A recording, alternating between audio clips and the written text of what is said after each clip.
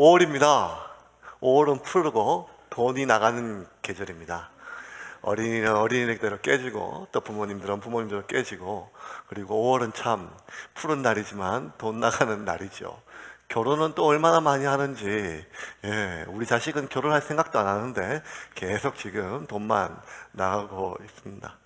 근데 이제 5월 달에 이게 고민 중에 하나가 뭔가 하면, 또 돈으로 드리면 편한데 또 돈으로 드리긴 또 민망하고 액수도 얼마 안 되니까 선물을 또 해야 될 때가 많거든요. 그러니까 근데 선물 고르기가 여간 이게 만만치 않습니다. 마음에 드는 것 고르기가 참 어렵죠. 이것저것 따져가도 하루 종일 보아도 마음에 드는 물건 고르기가 참 어렵습니다. 모처럼 마음에 드는 거 하나 딱 골랐는데 그때부터 또 고민입니다. 나는 마음에 드는데 이 선물 받을 사람이 이걸 또 마음에 들어 할지, 이게 또 고민이죠. 한참 생각하다가 또 주변 분한테 물어봐요. 야, 이거 좋아하겠느냐? 좋아하시겠냐? 이렇게 물어봅니다. 그러다가 또 아무래도 이거 똑같은 게 있으면 어떡하지? 여러 가지 또 선물 많이 받았는데 이 넥타이 분명히 또 이거 있을 건데 오직 여러 가지가 합니다. 그런데 정말 딱 맞는 거 골랐어요. 내 마음에 들고 그분도 좋아하실 것 같고 또 없을 것 같고 또 필요한 것 같아요. 근데 이게 다 모든 게 딱 들어맞아도 가격이 안 맞으면 살 수가 없습니다. 제일 중요한 거는 얼마짜리냐가 제일 중요하죠. 어린이날 마트에 가서 요즘 하나 아니면 둘이니까 하나 얼마나 귀합니까? 오늘 네가 마음대로 골라 해놓고도, 그렇게 해놓고 그 장난감 코너 안에서 애가 그냥 온 땅바닥을 막 뒹굴면서 악을 쓰고 엄마는 막 달래고 하는 거는 대부분 이겁니다. 엄마의 얘기들은 거의 똑같아요. 너 이거 있잖아, 지난번에도 비슷한 거 샀잖아, 저기 더 좋잖아 하는 말은 다 거짓말입니다. 엄마의 마음은 하나밖에 없어요. 그 비싸다는 거예요. 아무리 똑같은 게 있어도 싸면 사줍니다. 아무리 더 좋은 게 있어도 싸면 사줍니다. 그런데 가격이 내가 예상했던 거하고 다르면 애가 어린날이 아니라 무슨 날이라 할지라도 땅바닥에 벅벅 기고 가장 인생에서 슬픈 날이 된다 할지라도 이게 엄마가 생각하는 가격하고 안 맞으면 그거 사기 쉽지가 않습니다. 좋은 분 모시고 식사 한 끼 대접하는 것, 그 귀한 일이죠. 맛있는 것, 좋은 것 하는데 우리가 입에 맞을지, 이 음식이 맛있을지도 하지만 메뉴판에 반드시 보는 건 뭔가 하면 이게 얼마짜리 갈비냐는 걸 보는 거죠. 그거 가격만큼 쉽은 게 아닙니다. 그래서 제일 민망한 게 모처럼 백화점에서 마음에 드는 옷 골랐는데 가격표 보고 다음에 올게요 하는 말, 그만큼 우리가 사이즈가 맞지 않았어도 못 사는 것도 있지만 또 비싸서 못 사는 것도 있죠. 그래서 우리는요, 어디를 가든 무엇을 먹든 무엇을 사든 꼭 뭘 확인하는가 하면 이게 얼마짜린가 확인합니다. 혹시나 우리가 실수해서 동그라미 하나 빼놓고 봤다 하면 반드시 반품을 하든지 되돌리는 것이 우리의 본성이지요. 그런데 우리가 그렇게 돈 얼마가 아니라, 시간 얼마가 아니라 일평생 우리의 모든 것을 바쳐야 될 주님을 따르는 길을 가면서도 우리는 내가 이 길 가겠습니다. 주님이 분명히 얘기했어요. 좁은 길이다. 괜찮겠냐? 넓은 길 아니다. 꽃길 아니다. 그래도 우리가 치러야 될 대가가 뭔지, 그 길이 어떤 길인지, 그 길이 어디까지 가야 될지인지 우리가 하다못해 그 음식점 메뉴 하나 값어치도 생각 안 하는 것처럼 그냥 내 목숨을 드립니다, 내 삶을 드립니다, 내 인생을 드립니다 라고 찬양하고 기도하고 우리가 그것이 우리의 진심인 줄 알지만 어느 순간 내가 들어선 이 길에 내가 치러야 될 가치가, 그 대가가 얼마인지를 피눈물 내면서 절실하게 깨달을 때 우리는 물리거나 그 길을 되돌릴 수밖에 없습니다. 오늘 우리는 그렇게 자기가 나름대로 각오하면서 이 길을 들어섰지만 그 길의 대가가 무엇인지를 절실히 깨닫고 경험하고 나서 그 길에서 되돌아선 한 사람을 좀 살펴볼 것입니다. 우리가 지금 계속해서 바울의 첫 번째 선교지를 보고 있지요. 오늘 바울은 그 구브로 섬의 총독에게 그 마음을 혼란케 하는 마술사 엘루마, 그 사람을 하나님의 능력으로, 성령의 능력으로 눈이 멀게 하고, 그리고 놀라운 기적을 바라봤던 그 구브로 섬의 총독이 바울이 전하는 하나님을, 예수님을 받아들이는 놀라운 기적을 경험하였죠. 그러고 나서 그 구브로 섬의 모든 선교 사역을 마친 뒤에 배를 타고 한 200km 정도 한참 북쪽으로 떨어진 터키 남쪽에 있는 한 해안가에 버가라고 하는 곳에 도착하게 됩니다. 오늘 본문은 단 2줄 그렇게 시작을 하게 됩니다. 우리 13절 말씀 같이 한번 읽겠습니다. 시작. 바울과 및 동행하는 사람들이 바보에서 배 타고 밤빌리아에 있는 버가에 이르니 요한은 그들에게서 떠나 예루살렘으로 돌아가고. 자, 밤빌리아는 이 구브로 섬에서 북쪽으로 지중해 한 200km 정도 배 타고 가는 곳입니다. 그러니까 12절과 13절에 아무 설명이 없어요. 그냥 사역을 마쳤어요. 마술사 엘레마를 하나님의 능력으로 징계하고 원래 목적이었던 그 총독 서기오 바울에게 복음을 전하고 그가 회심하였어요. 그리고 그는 다음 행선지로 갔습니다. 성령님의 인도를 따랐겠죠. 이들은 철저하게 그 다음 발자국을 성령님이 말씀하시는 대로 가고, 주님 가라 하시면 가고, 주님 서라 하시면서는 철저하게 성령님의 인도함을 받는 여정이었어요. 그런데 12절과 13절 사이에 굉장히 많은 일이 있었는데 누가는 기록을 안 해요. 단지 우리가 몇 가지 유추할 수가 있어요. 어떤 일들이 있었는가 하면, 첫 번째는요, 여러분 눈치 빠른 분들은 눈치를 챘을지 모르겠지만 13절에 제 첫 단어가 누구지요? 바울이에요. 지금까지는 바나바와 바울이었어요. 아니, 더 정확하게 하면 바나바 일행이었어요. 간혹 바나바와 사울이었어요. 그런데 이제는 그 첫머리에 누가 나왔죠? 바울이에요. 유대인들은요, 이 장자 사상, 그리고 서열 사상, 이런 거 되게 중요하고, 여러분 성경에 나와서 우리가 왜 그렇게 레위기에서 죽어나가는가 하면 족보가 나오기 시작하면 죽거든요. 사람 이름 되게 중요하고, 누가 장남인지 누가 장자인지 이거 되게 중요합니다.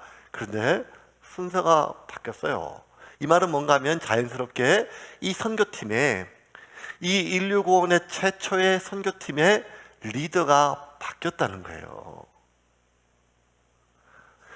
뭘 사건으로 바뀌었는가 하면, 그 구브로 섬에서 총독 그 서기오 바울의 마음을 혼란케 하는 마술사 엘루마를 성령 충만하여 그의 요사스러운 말과 혀와 그 모든 것들을 꾸짖고 그의 눈을 멀게 하고, 그리고 그로 하여금 입을 닥치게 하고, 그 서기오 바울로 하여금 이 기적을 통해서 하나님께 돌아오는 놀라운 이 영적인 권위, 기적, 성령님의 음성, 말씀, 이 사건을 계기로 이 선교팀의 리더십이 자연스럽게 바나바에서 바울로 옮겨지게 되었어요.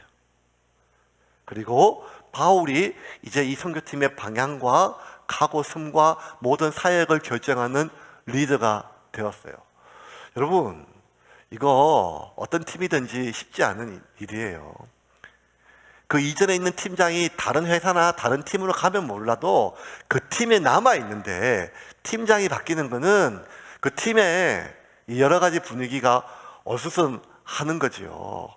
갑자기 다음 주부터, 뭐 그래도 충분히 되지만, 그냥 다음 주부터 담임 목사는 주정현 목사님이고, 그럼 제가 딴 데 가야죠. 근데 저는 그대로 있는데, 이제 저는 주 목사님이 담임 목사고, 저는 이제 제가 이제 안 되는, 이렇게 기타 잘 못 치니까 다음 주부터 제가 리코더 부르고 찬양인도 하겠습니다. 이렇게 이거 쉬운 말이 아니거든요. 그런데 지금 바나바가 선교 파송지였던, 파송교회였던, 선교본부였던 안디옥으로 귀환한 것도 아니고 여전히 선교 여정의 가운데 있는데, 여러 가지 일로 특별히 이 바울이 갑자기 치고 올라온 거죠. 그 강력한 영적인 권위로, 기적으로, 그의 말씀의 능력으로. 그러니 이게 쉬운 일이 아니었어요. 이런 큰 사건이 있었어요. 두 번째는 어떤 사건인가 하면, 이 바나바가 데려왔던 바나바의 조카, 뭐 이제 다른 성경에 보면 이제 번역은 뭐 바나바의 생질 조카로 번역되어 있지만 이 단어가 뭐 사촌으로 번역될 수도 있지만 어쨌든 뭐 사촌이든 조카든 조카로 합시다. 이 바나바의 조카였던 이 요한이라 불리는 마가라 불리는 요한, 이 마가죠. 마가복음을 기록했던 마가가 같이 선교팀 따라갔는데 갑자기 선교 일정 중간에 되돌아갔어요. 그것도 어디로 돌아간가 하면 그들을 파송했던 안디옥으로 돌아간 게 아니라 자기 고향으로 돌아갔어요. 집으로 갔어요. 예루살렘으로 돌아가는 일이 발생했어요. 13절 다시 한번 읽어볼까요? 13절입니다. 시작. 바울과 및 동행하는 사람들이 바보에서 배 타고 밤빌리아에 있는 버가에 이르니 요한은 그들에게서 떠나 예루살렘으로 돌아가고. 자, 요한은 그들에게서 떠나 예루살렘으로 돌아가고 집으로 갔다는 거예요. 여러분, 이게 참 골치 아픈 일이죠. 어떤 일이 발생했는지 잘 몰라요. 희한하게 이게 지금 리더십이 바뀌고 요한은 집으로 돌아갔어요. 팀원이 수십 명 되는 게 아니라 몇 명 안 돼요. 서너 명 되는데 여기서 지금 한 명이 돌아갔어요. 이 팀이 지금 깨질 상황이에요. 그 엄청난 일이 발생했는데 왜 요한이 돌아갔는지, 왜 팀의 리더가 바뀌었는지 누가는 이런지야 설명이 없어요. 그냥 바로 바울과 및 동행하는 사람들. 바나바는 없어요. 바나바는 어디로 들어갔는가 하면 바울과 함께 동행하는 사람의 한 명으로 들어갔어요. 그리고 요한은 돌아갔어요. 왜 돌아갔는지 우리는 알 수가 없죠. 단지 그 뒤에 이 요한이, 이 마가가 돌아간 이 사건을 회상하면서 이 바울이 보내는 이 반응을 보면 우리가 이제 상당한 내부의 팀의 분열이나 싸움이나 갈등이 있었던 것을 알 수가 있어요. 사도행전 15장 37절부터 39절까지 다시 2차 전도여행 갈 때 이 바나바와 바울이 이 마가를 데려가는 일 때문에 싸우는 그 장면이에요. 같이 읽겠습니다. 시작. 바나바는 마가라 하는 요한도 데리고 가고자 하나 바울은 밤빌리아에서 자기를 떠나 함께 일하러 가지 아니한 자를 데리고 가는 것이 옳지 않다 하여 서로 심히 다투어 피차 갈라서니 바나바는 마가를 데리고 배 타고 구브로로 가고. 이 웬만한 바울이 바나바 말을 안 들어줄 수가 없어요. 왜냐하면 그 다소에서 페인처럼 칩거하고 있는 사람 자기를 끄집어내가지고 그렇게 세워줬거든요. 제가 웬만하면 홍 목사님 말씀을 조금 거절하기가 어려워요. 그 제주도에서 그렇게 칩거하고 있는 저를 끄집어서 다 써줬는데 그거 쉽지 않단 말이죠. 그런데 지금 둘이 심히 다투어서 피차 갈랐었어요. 원수가 썼어요. 예. 바나바가 지금 바울한테 돈 빌려달란 말도 아니었어요. 왜? 오직 마가 때문에. 그러면 웬만하면 같이 데려가도 되거든요. 그런데 이 바울이 내 눈에 피눈물이 나도 저놈은 안 데려간다 할 만큼 너무 화가 나 있었어요. 38절 우리 메시지 성경 버전을 한번 볼까요? 38절입니다. 같이 보겠습니다. 시작. 그러나 바울은 그와 함께 하고 싶지 않았다. 상황이 힘들어지자 밤빌리아에서 그들을 두고 떠났던 이중도 혹 데려갈 마음이 없었던 것이다. 그러니까 이제 뭐 상황이 많이 힘들어지고 어려워졌는 모양. 그러니까 이 마가가 자기를 떠났다는데 버렸단 말이야. 버리고 지 혼자 살겠다고 집으로 돌아가는 이 중도 포기자를 데려갈 마음의 바울은 일도 없었다는 거예요. 그러니까 지금 요한이 그냥 간 게 아니에요. 제가 집에 잠깐 갔다 오겠습니다. 어머니 잘 계시는지, 그 120명 있었던 기도하는 다락방 잘 있는지 제가 한번 보고 오겠습니다. 이런 것도 아니고 엄청나게 힘들어지니까 계속 힘들다고 이 부잣집 도련님, 이 마가가 투정하고 일하다가 그래도 견뎌야 된다, 가야 된다 하니까 뭐 하다가 막 안 돼가지고 막 싸우고 하다가 결국 버리고 야반도주 했죠. 이 바울은 그 일을 잊을 수가 없어요. 이런 놈이 무슨 선교하겠다고, 이런 놈이 무슨 인간이라고, 사람 인두껍을 쓰고 이렇게 우리를 버려두고 지 혼자 살겠다고 가는 놈이 어딨냐, 뭐 이런 마음이로 이게 같이 데려가자고 하는 바나바까지 그냥 의절하고 이제 성경에 바나바는 안 나와요. 바울하고 얼굴을 안 봐요.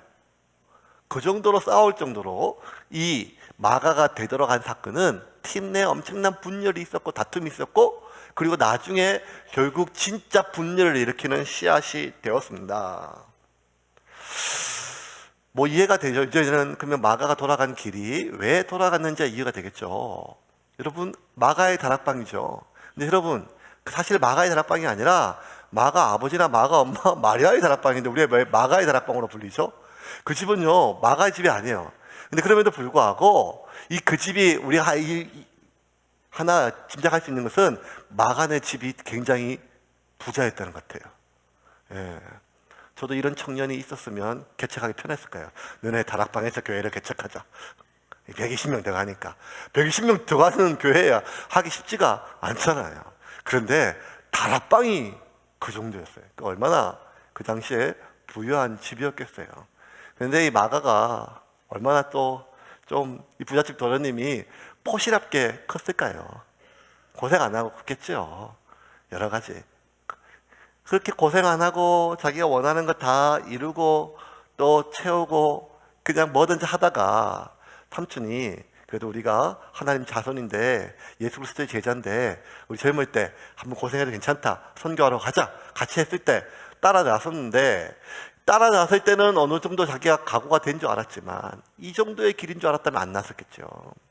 말 그대로 산 넘고 물 건너 바다 건너서 고되고 고되는 직사게 고생하는 그런 고생길이었죠. 그러니까 마가가 그냥 돌아갔겠죠. 특별히 구브로 섬에서도 힘들었는데 구브로 섬에서 저 비시디아 안디옥까지 갈 때, 밤빌리아까지 갈 때는요 배 타고 200km를 가는데 그 배가 어떤 배였겠어요? 옛날 배인데요.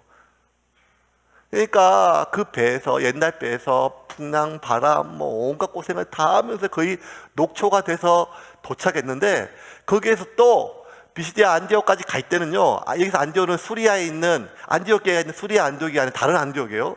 갈 때까지 약 200km를 가야 되는데 그 200km가 어떤 길인가 하면 2000m 굉장히 넘는 험산 줄령 타우루스 산맥이에요. 지금도요 터키 남쪽의 타우루스 산맥은요 보통 험한 거야.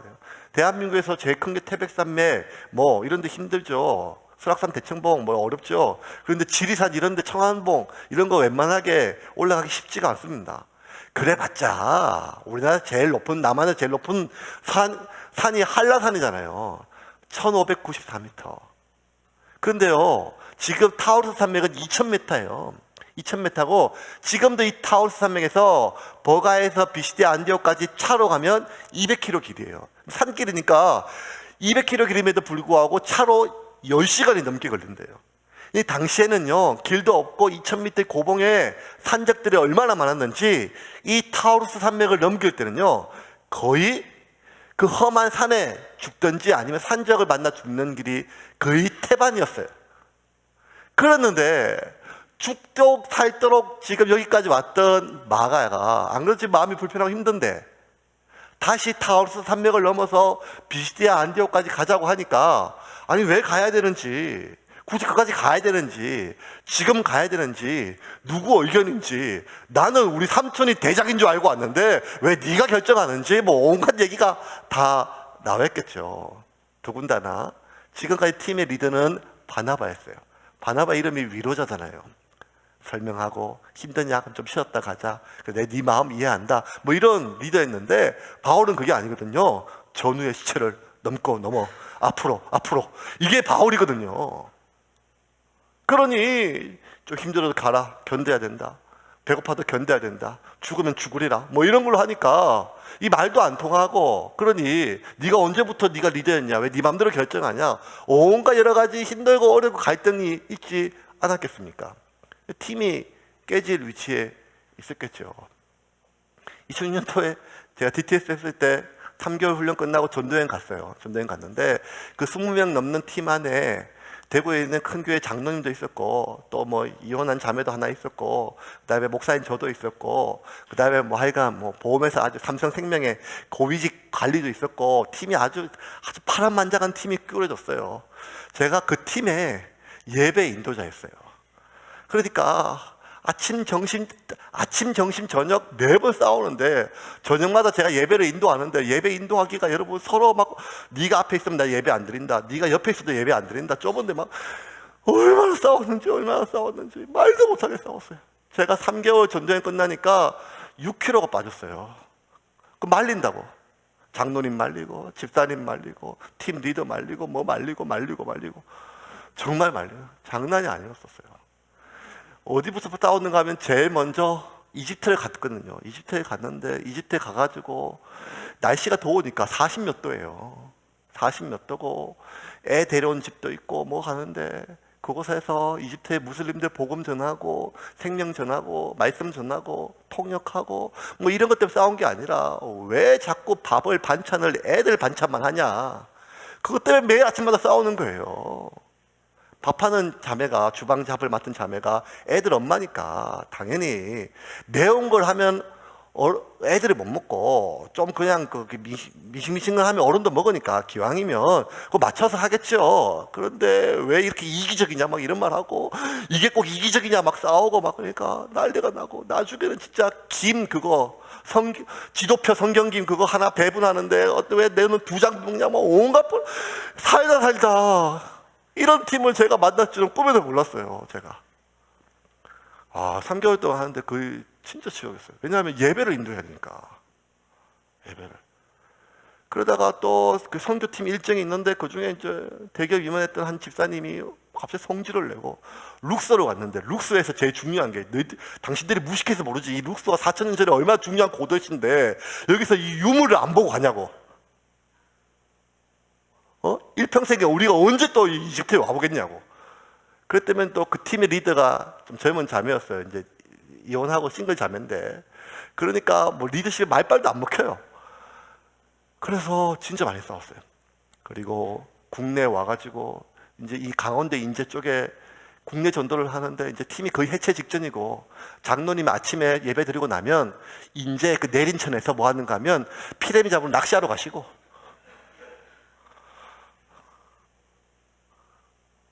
팀 리더 자매는 맨날 울고, 급기야 제주도 열방대학 예수전투단 역사상 유례가 없을 정도로 제주도 본부에서 팀 리더 2명이 올라왔어요. 이 팀을 해체하려고. 그 20명이 다 앉아가지고 다 한 명 한 명 면담하고, 해체하면 수료가 안 되면 다른 학교로 갈 수 없거든요. 그래서 전부 다 빌고 잘못했습니다. 말 잘 듣겠습니다.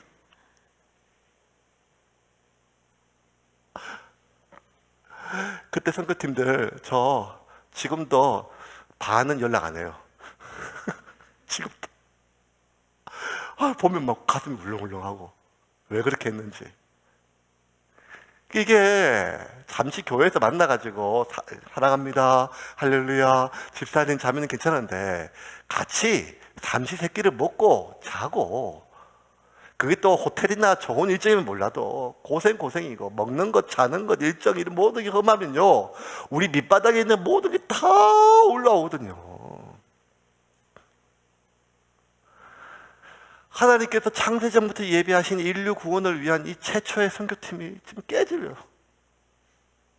팀장 바뀌고 리더십 바뀌고, 이전 팀장의 최측근 친족 조카는 집으로 가겠다 하고 온갖 일이 발생했겠죠. 그러니까 지금 마가가 돌아간 것은 동의할 수는 없죠. 잘했다는 건데 이해가 돼요. 힘드니까 좀 고생 없이 잘했는데 막상 가보니까 진짜 이 바울은 진짜 막 그냥 전우의 시체를 넘고 가는 사람이니까 이게 따라갈 수가 없고 이해도 안 되고 왜 그렇게 하는지, 좀 사람이 숨쉴 구멍을 쓰고 가야 되는데 너무 몰아붙이고, 이 팀의 운영에 대해서 너무 민주적이지 않고 힘들고 하니까 마가가 도저히 안 되겠다 싶어서 돌아가는 것 동의하진 않지만 이해는 되고 또 공감이 가요. 제가 이해가 더 안 가는 건 오히려 어떤 구절인가 하면 13절이 아니라 14절이에요. 14절.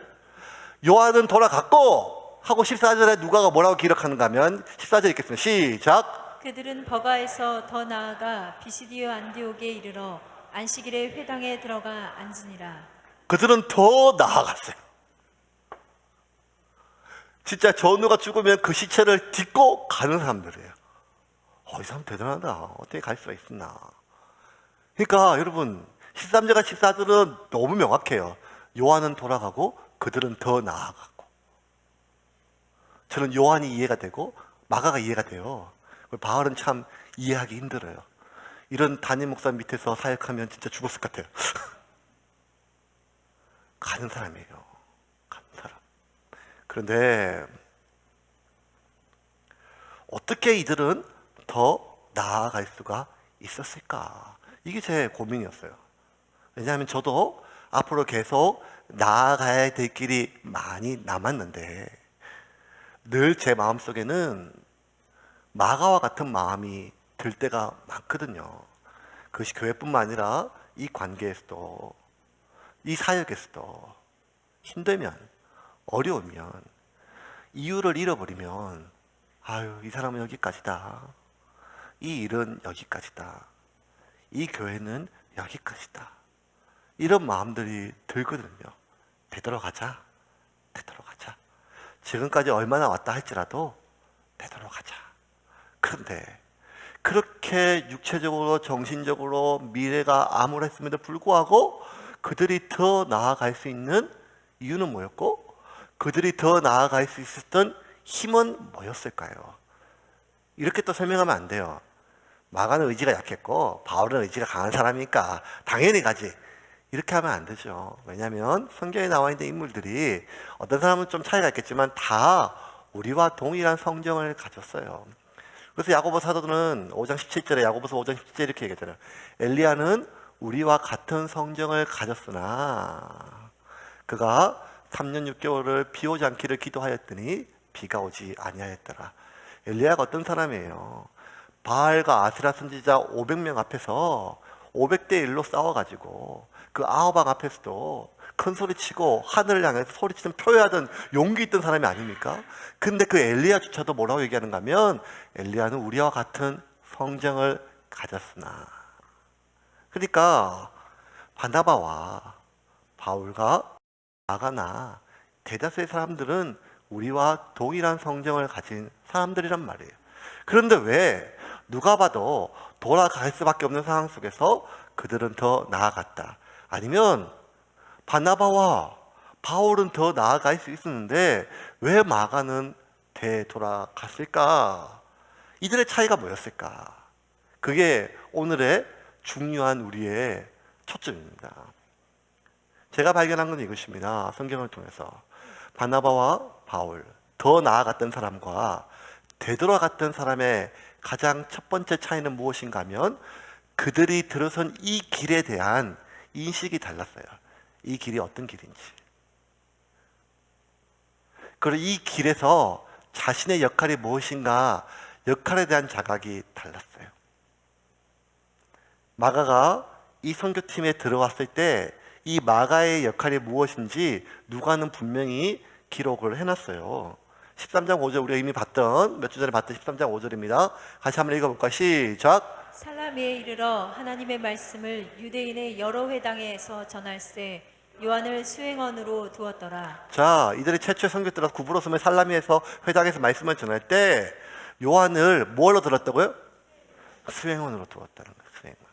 이 수행원이란 말이 누가는 휘페르테스라고 하는 단어를 썼어요. 휘페르테스는 번역하기에 종, 일꾼, 사역자 이런 게 있지만 대부분 노예와 관련 노예. 특히 어떤 노예인가 하면 이 누가 시대, 헬라 시대 휘페르테스는 뭐에 쓰이는 말인가 하면 큰 함선이나 상선에 배 밑에 노젓는 노예들을 휘페르테스라 불렀어요. 배너 영화 보신 분 계시죠? 옛날 영화죠. 요새 새로 리메이크 됐는데 거기 보면 이제 그 주인공이 노예로 팔려가갔다가 그 배에서 밑에 큰 함선에 막 쇠사슬에 묶여가지고 막 계속 탔으래. 앞에서는 막 그 대장이 북을 붕붕 치면 그 맞춰가지고 막 노를 쳤잖아요. 이게 히페르테스였어요. 죽을 때까지 하는 거예요. 히페르테스는 동서고금을 막론하고 어디나 있어요. 우리 임진왜란 때도 여러분, 우리 이 왜군을 물리쳤던 이 거북선이나 일반 조선 수군의 배에 제일 밑바닥에는 노를 젓는 격군들이라고 있었어요. 격군. 물론 이제 로마의 히페르테스와 달리 이들은 노예가 아니라 물론 노비도 있었지만 대부분은 수병이었어요. 수군이었어요. 아니면 민간에게 차체되었던 양민이었죠. 그러니까 노예는 아니었어요. 하지만 그럼에도 불구하고 이 히페르테스나 조선의 격군들, 노젓는 사람들의 동서고금을 막론하고 공통점이 하나 있는 게 뭔가 하면 이 히페르테스나 격군들은요, 배 밖을 볼 수가 없어요. 왜냐하면 배 밖을 볼 필요가 없기 때문에요. 자기가 어느 방향으로 가는지는 아무도 몰라요. 어느 방향으로 동서 남북 죽으러 가는지 살로 가는지 싸우러 가는지 도망치러 가는지는 이 격군들은 이 히페르테스는 몰라요. 오직 그건 누가 결정하는가 하면 선장이 결정하는 거예요. 선장이 딱 신호를 주면 저라 하면 졌고 멈추라면 멈추고 이 두 가지밖에 없어요. 언제까지? 이 배가 침몰될 때까지. 그러니까 여러분 로마에서요, 헬라에서요, 히페르테스는요 참 서글픈 일이에요. 어디로 가는지도 모르는데 노를 쳐야 돼요. 그런데 만약에 이 노가 싸우러 가는 거고 적진에 뛰어드는 것이고 죽으러 가는 길인데도 자기는 죽으러 가는 길도 모르고 무조건 빨리 가는 거예요. 그러니까 히페르테스는 참 운명이 자신의 지금이 서글프고 서러운 일이지요. 그런데 이 마가가 이 선교팀에 들어올 때 이 마가에게 주어진 직임이 무엇인가 하면 너는 우리 팀의 바울과 바나바의 수행원 히페르테스라는 거예요. 어디로 갈지? 네가 아무리 힘들어도 저 산맥을 건너 안디옥으로 갈지 아니면 네가 다시 되돌아가서 너네 고향 예루살렘으로 갈지 그건 네가 결정할 게 아니라는 거예요. 오직 바울이 방향을 정하면 가든지 서든지 오직 그것만 그 방향에 맞춰서 노를 젓는 것이 너의 사명이에요. 그런데 여러분 이 마가를 히페르테스로 부른 것이 바나바였을까요? 바울이었을까요? 여러분 이 팀이 처음부터 얼마나 성령님의 음성에 민감하게 움직이는지 아시잖아요. 바울과 바나바는 철저하게 안디옥교의 두 기둥이고 두 사람이 빠지면 교회가 무너지는데 그럼에도 불구하고 성령님이 두 사람을 뽑아서 따로 세워라 했을 때 두 말하고 순종했어요. 어디로 갈지, 어디로 설지, 누가 갈지 이 모든 과정은 누가 결정하는가 하면 성령님이 결정하고 그들이 말씀하시면 그들이 순종하였어요. 그러므로 이 최초의 선교팀에 마가가 히페르테스로 부름받은 것은 그가 바나바의 조카였기 때문에 바나바가 부른 것이 아니라 하나님이었다는 거예요. 하나님이 마가에게 너는 이 팀의 히페르테스라는 거예요. 노젓는 격군이라는 거예요. 그러니 너는 언제까지 너의 소명이 마칠 때까지 히페르테스의 직분을 다하라는 것이 마가를 향한 하나님의 부르심이고 소명이었어요. 지금까지는 네가 어떤 가정에서 어떻게 부유하게 어떻게 살았는지 모르지만 이제부터는 너는 히페르테스라는 거예요. 그런데 자기가 각오는 하고 왔지만 히페르테스로 이 선교팀에 들어왔지만 구부로섬에서 온갖 고생을 다 하고 그 200km 100km에서 더 고생을 하고 죽기 살기로 이제 타우르스 산맥을 넘으려고 하니까 마가는 자기가 히페르테스로 부름받은 것을 망각했어요. 잊고 싶었겠죠. 내가 꼭 이렇게까지 해야 되나? 뭐 때문에 이래야 되나? 무엇 때문에? 어디까지 해야 되나? 라고 자신의 부름받은 소명을 히페르테스를 망각했고 또 하나 망각한 건 뭔가 하면 자신을 히페르테스로 부르신 그리고 지금도 나와 함께 하신 하나님을 마가는 망각했죠. 그러니 돌아갔어요. 여러분 마가가 왜 돌아갔는지는 수십 가지 수백 가지 이유가 있을 수 있어요. 그런데 사실 더 정확한 이유는 마가가 왜 돌아가야 되는가 하면 더 나아갈 이유를 잃어버렸기 때문에 돌아간 거예요. 바나바도 사람이에요. 바울도 사람이에요. 멈추고 싶었고 돌아가고 싶은 이유가 왜 없었겠어요? 그들도 다시 되돌아가고 싶은 이유가 수백 개 수천 개 있었겠어요. 하지만 그럼에도 불구하고 그들이 이를 악물고 더 나아가야 될 것은 되돌아갈 이유가 다 없어져서가 의미가 없어져서가 아니라 그럼에도 불구하고 나는 가야 될 한 가지 이유가 있어요. 그게 뭔가 하면 하나님이 나를 히페르테스로 부르셨다는 거예요. 진작에 파기되고 쓰레기처럼 없어지고 묻혀져야 될 나를 쓰셔서 주님의 종으로 부르신 그 하나님이 지금도 나와 함께 계시고 이 길에 계시니까 그들은 갈 수가 있었다는 거예요.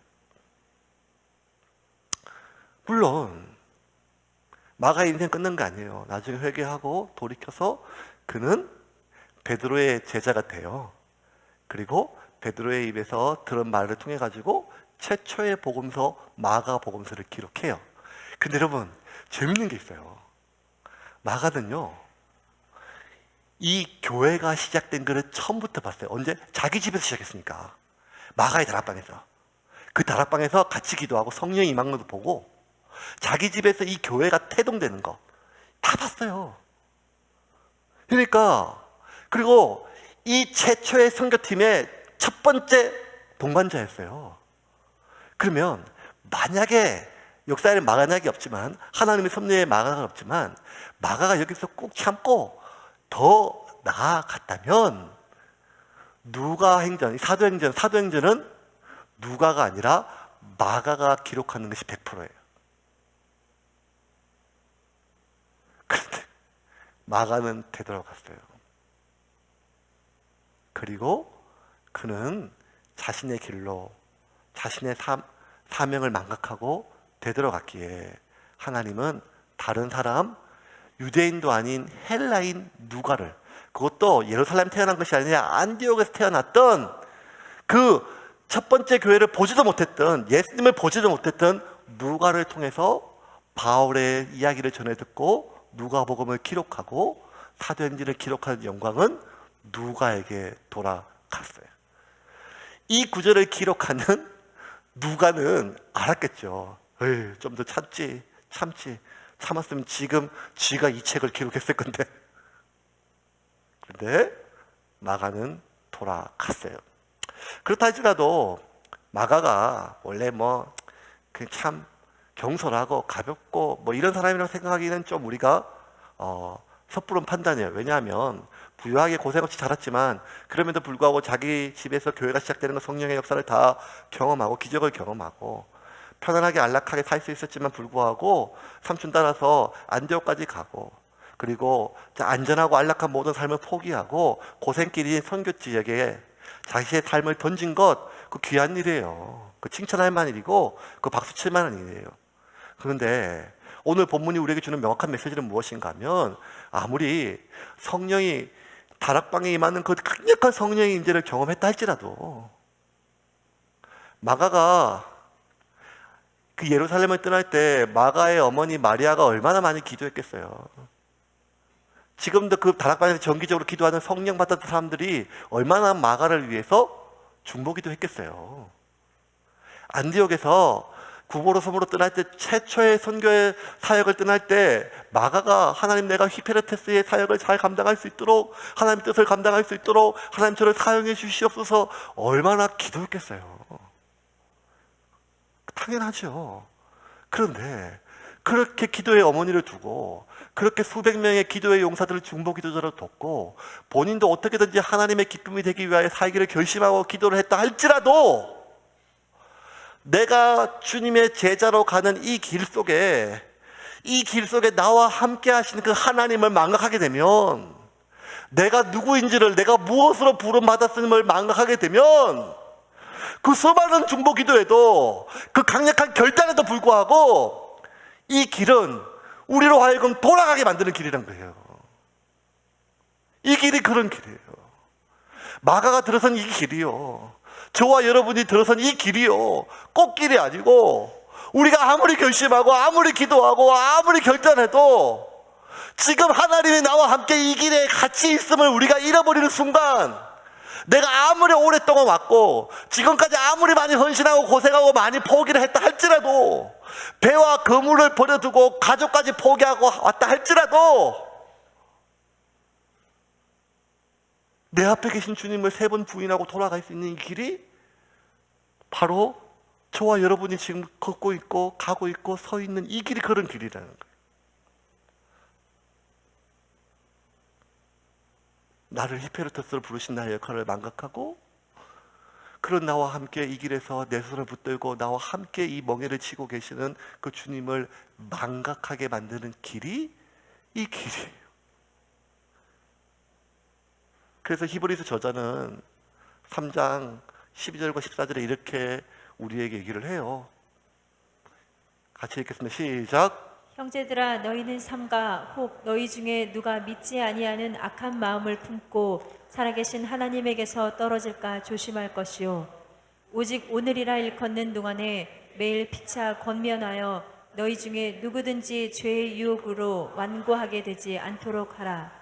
우리가 시작할 때에 확신한 것을 끝까지 견고히 잡고 있으면 그리스도와 함께 참여한 자가 되리라. 12절을 볼게요. 12절.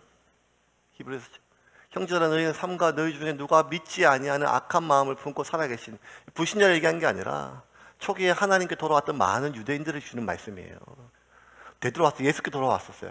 근데 이 길이 너무 힘들어요. 고난이 없고 순교가 있고 가족이 잡혀가고 고난을 당하는 이 길 속에 수많은 사람들이 다시 원래 길로 돌아가니까 14절에 히브리서 기자가 이렇게 14절에 얘기를 해요. 우리가 시작할 때 확신한 것을 끝까지 견고히 잡고 있으면 시작할 때 여러분이 시작할 때 이 길에 들었을 때 그것을요 그건요 그 확신은 그 믿음은요 그 소명은요 우리가 온 힘을 향해 붙잡지 않으면 떨어져 나가는 길이라는 확신이라는 거예요. 한 번 믿으면 자동적으로 엘리베이터 타고 올라가는 게 아니라 우리는 마지막까지 바울이 얘기하는 것처럼 우리를 구원하신 하나님의 사랑과 그 놀라운 섭리는 변함이 없고 천사라 할지라도 죽음이나 적신이나 우리를 향한 하나님의 사랑에서 끊을 수 없다고 얘기했던 바울조차도 나는 아직도 내가 구원받은지를 모르겠다.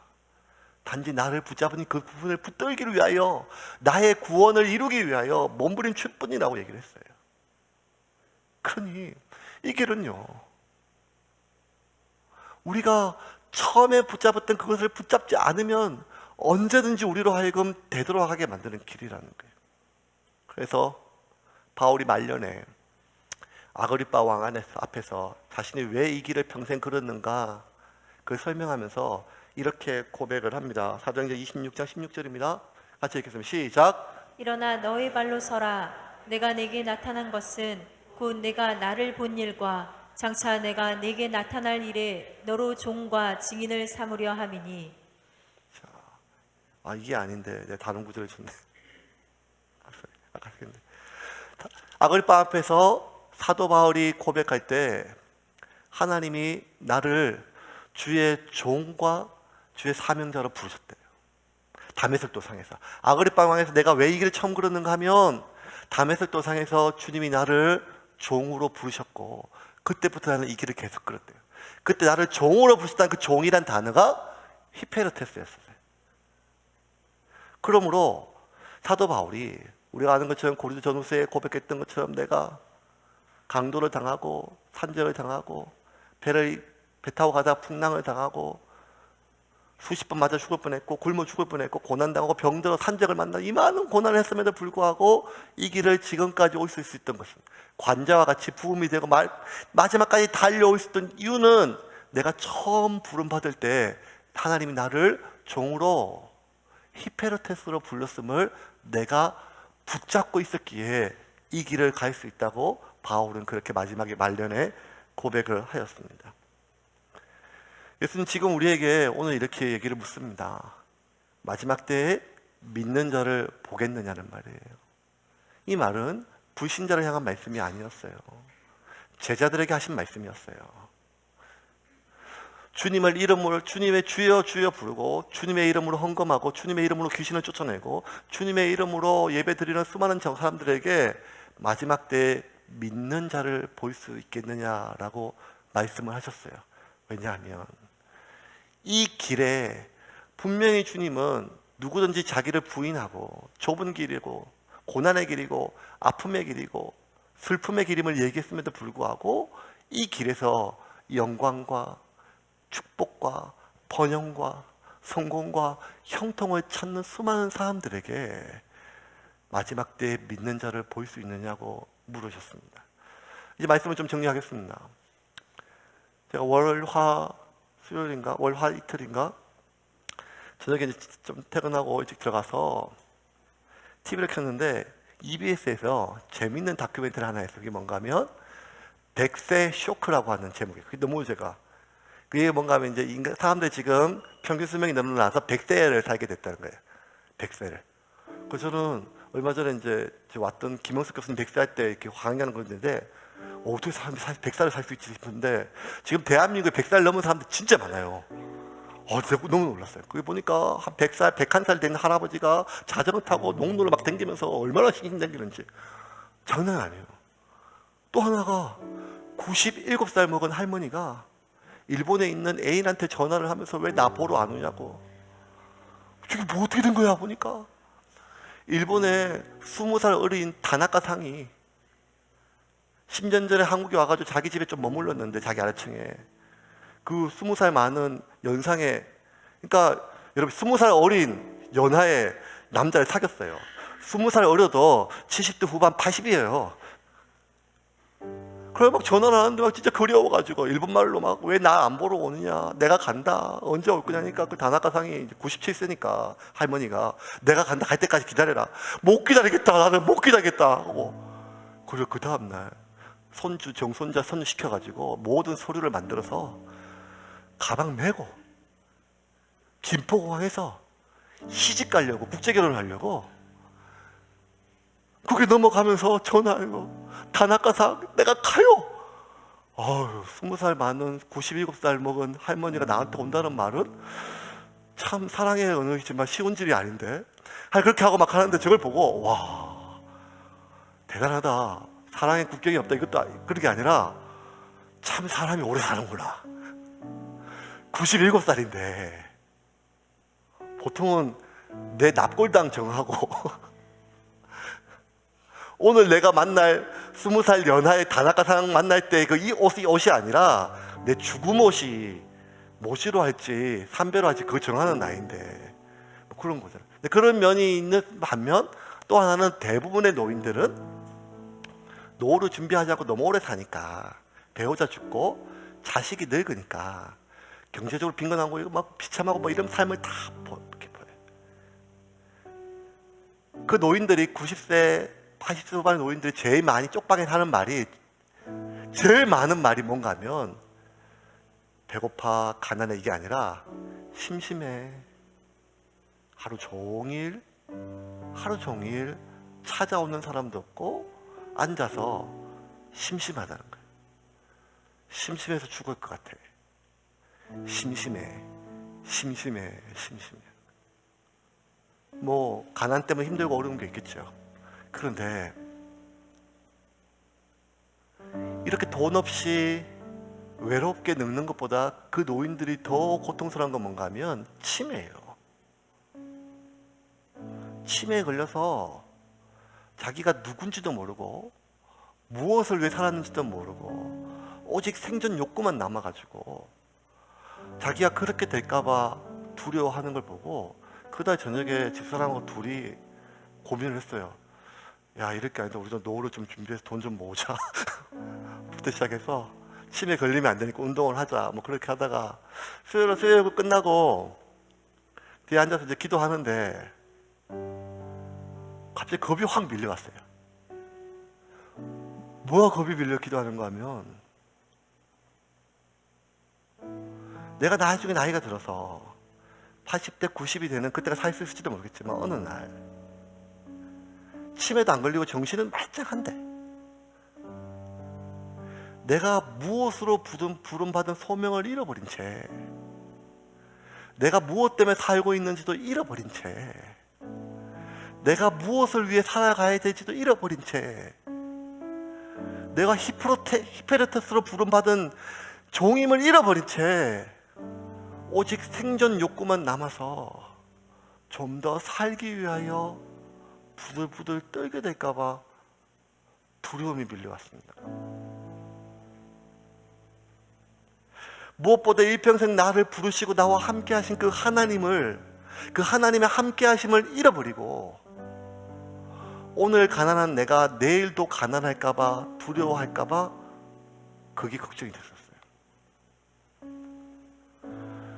여러분, 제가 오늘 다시 한번 여러분에게 도전합니다. 저와 여러분이 들어선 이 길은 예수님이 처음부터 분명히 얘기하셨어요. 이 길은 눈물 없는 길이 아니라 눈물의 길이라고 말씀하셨어요. 이 길은 아픔이 없는 길이 아니라 아픔의 길이라고 말씀해 주셨어요. 이 길은 고통 없는 길이 아니라 고통의 길이라고 말씀해 주셨어요. 이 길은 넓고 편한 길이 아니라 좁고 불편한 길임을 말씀해 주셨어요. 그래서 누구든지 나를 따라 이 길을 쫓아오는 자는 자기를 부인하고 자기 십자가를 지고 가야 된다고 말씀해 주셨어요.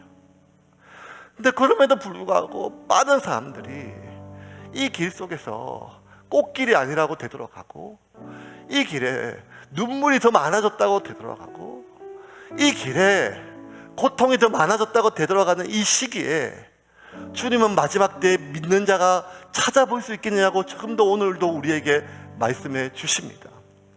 그러면 왜 우리는 이 고통의 길을 예수 믿고 꽃길만 걸어야 되는데, 예수 믿고 꽃길만 가야 되는데, 내 자손들이 이 꽃길만 걷기를 바라는데, 그럼에도 불구하고 예수의 기쁨이 되고 예수의 제자가 되고 예수의 정인이 되고 예수의 히페레스테스가 되기를 바라면서 이 눈물의 길, 고통의 길, 슬픔의 길, 아픔의 길, 이 좁은 길을 걷는 이유는 뭡니까?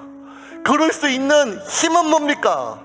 그건 한 가지밖에 없어요. 그건 뭔가 하면 나를 사랑하사 나를 위하여 자기 몸을 버리신 하나님의 아들을 믿는 믿음이에요. 그 사랑의 메인 자만이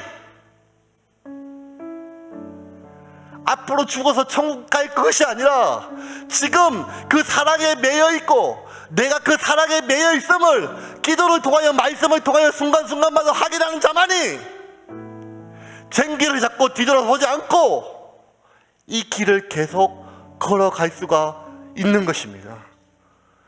여러분, 이 길 가야 됩니다. 천국 가서 상을 많이 받기 위해서 하는 것이 아니라 이 마지막 때에 믿는 자, 구원받을 수 있는 자를 찾을 수 있겠느냐 말씀하신 주님 앞에 우리가 두렵고 떨림으로 우리는 이 길을 가야 돼요. 갈 수 있는 힘은 무엇인가 하면 예수 믿고 형통하고 복이 아니라 지금 그 주님이 나와 함께하고 내가 그 주님의 사랑에 매여 있기 때문입니다. 그 주님의 사랑에 매이기를 주님의 이름으로 축원합니다. 그렇게 가기를 주님의 이름으로 축원합니다.